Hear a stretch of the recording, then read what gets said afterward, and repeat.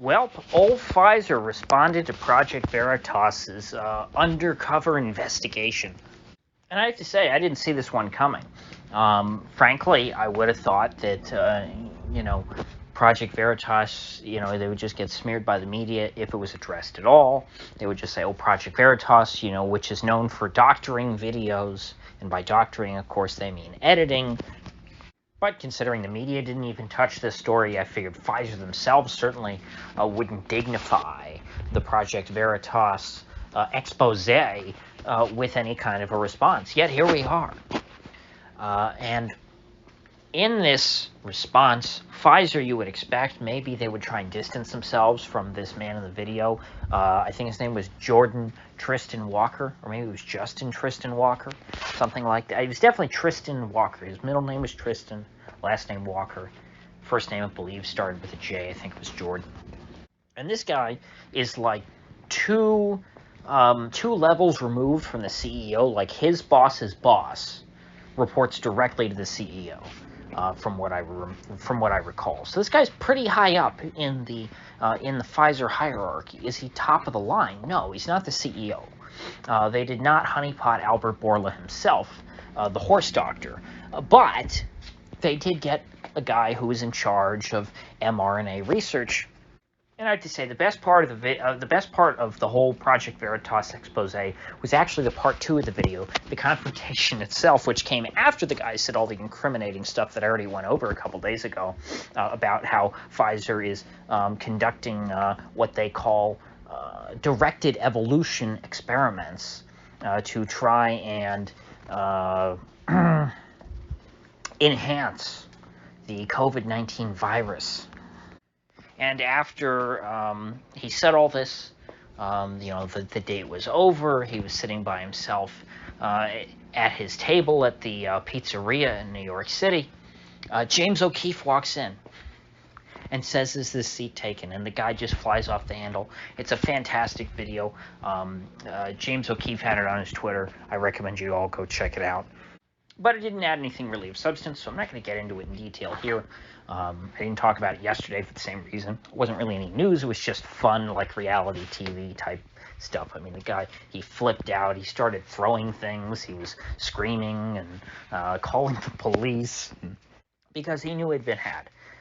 He knew he was screwed, and Pfizer's probably going to get rid of him or unperson him or something. I mean, there's no way that he's going to, after this firestorm that he has caused, that they're just going to let him go back to his job.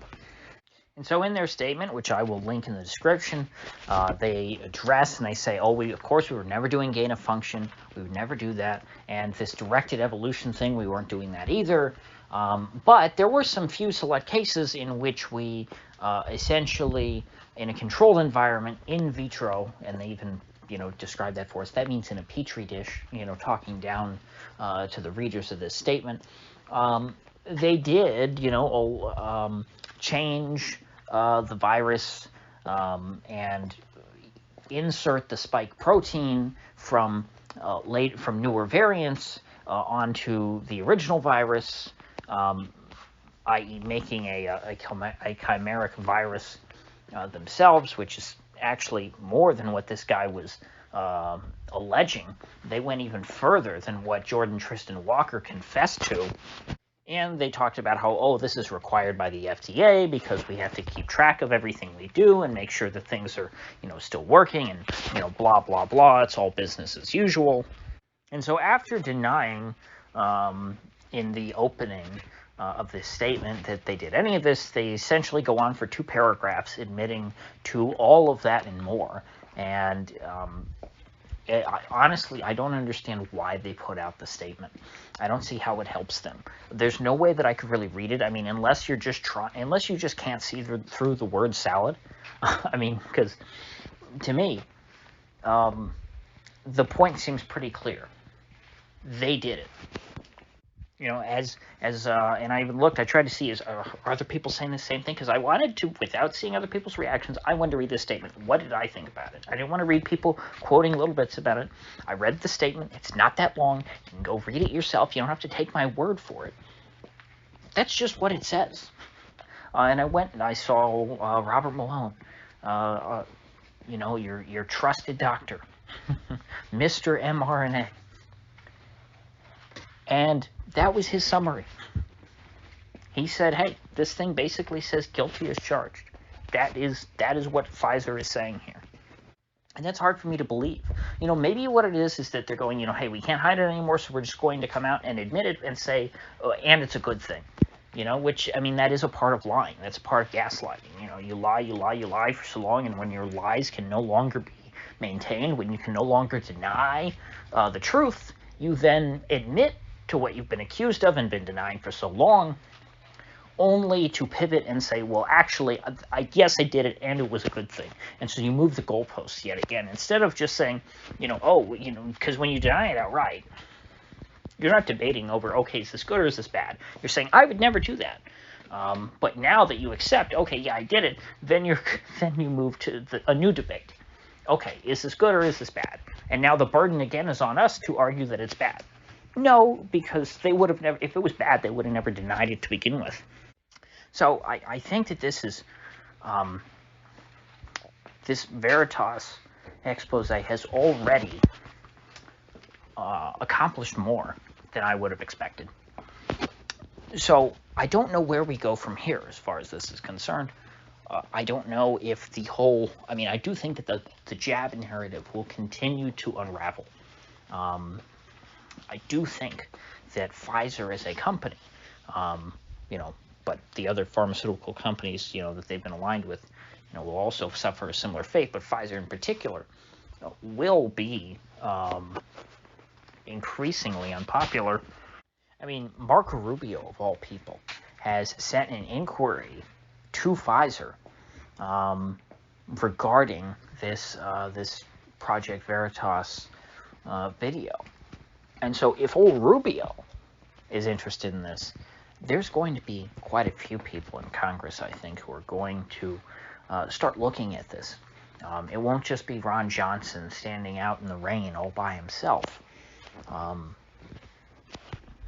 think that the taboo around questioning the pharma giants on this very topic may be finally withering away.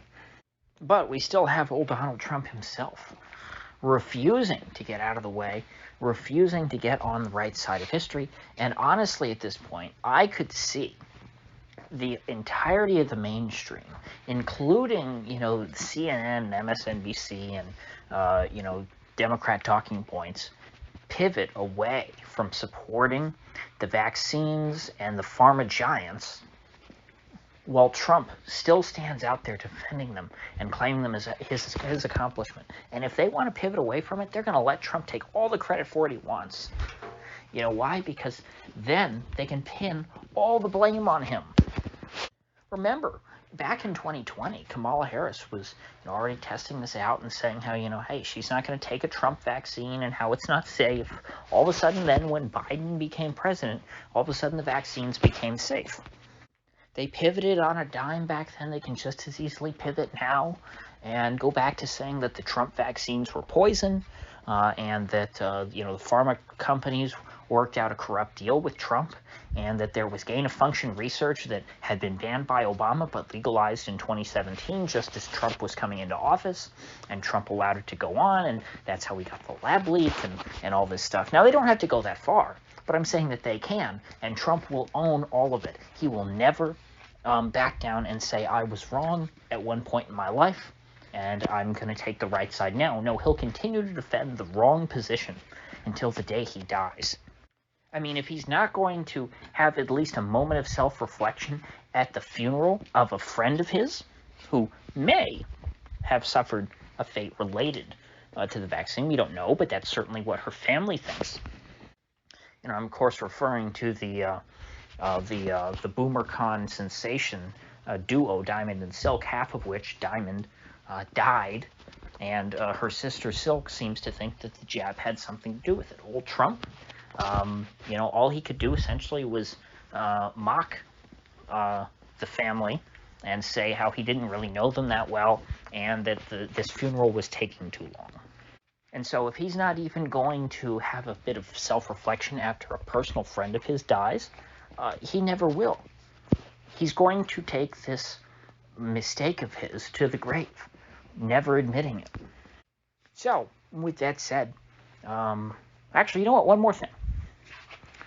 Getting back to 2024.